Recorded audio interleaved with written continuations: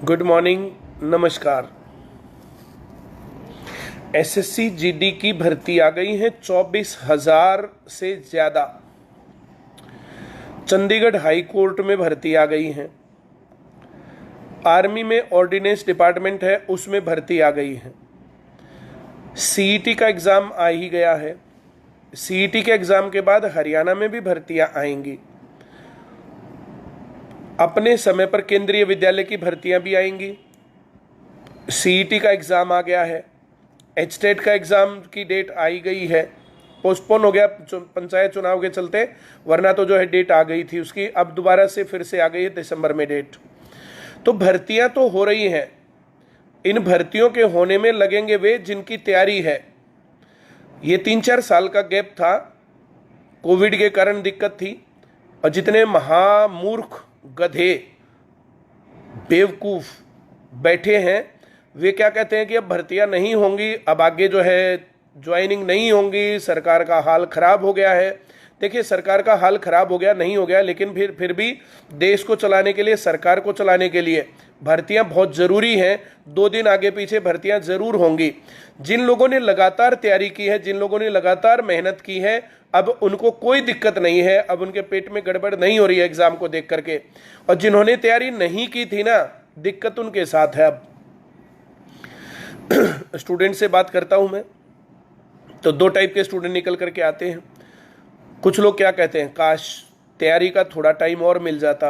अब तैयारी का इससे ज़्यादा तो और टाइम कैसे मिलेगा?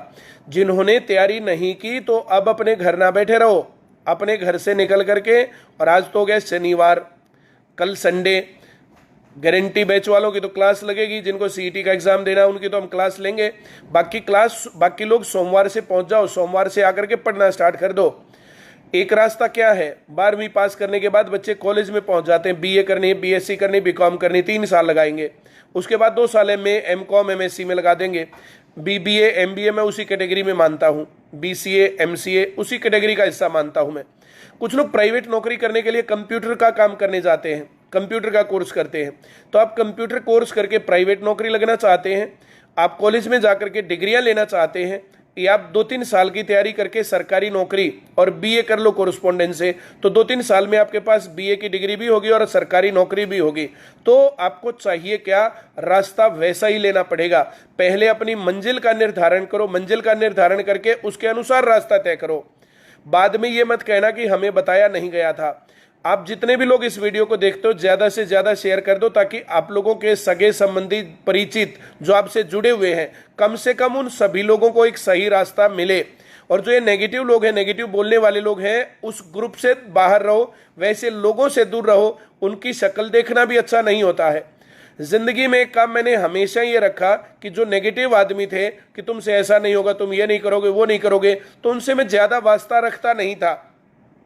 अपने सफल होने का सबसे इंपॉर्टेंट पार्ट ये मान लो कि वैसे नेगेटिव लोगों से बच के रहना है।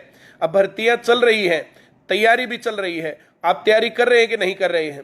कोई चुनाव में व्यस्त होता है, कोई कहीं व्यस्त होता है, घर वाले दुखी हैं, ये हो रहा है, किसी के घर वाले पढ़ने नहीं देते हैं। तो जो इस प्रकार की चीजें हैं, तो आपको अपने घर में भी आवाज उठानी पड़ेगी, और बाकी लोगों की बातें सुनी अनसुनी एक तरफ करके और लगातार पढ़ते जाना पड़ेगा। अब नौकरी लगने में 1.5 साल की तैयारी चाहिए होती है, और 2024 के इलेक्शन से पहले कई लाख भर्तियां लगेंगी, कई लाख लोग नौकरी लगेंगे। आपका नंबर सरकारी नौकरी लगे हुए लोगों में होगा या रह जाने वालों में? जो नेगेटिव लोग हैं वो रह जाएंगे, और जो तैयारी कर रहे हैं, जो पढ़ाई कर रहे हैं, वो लग जाएंगे।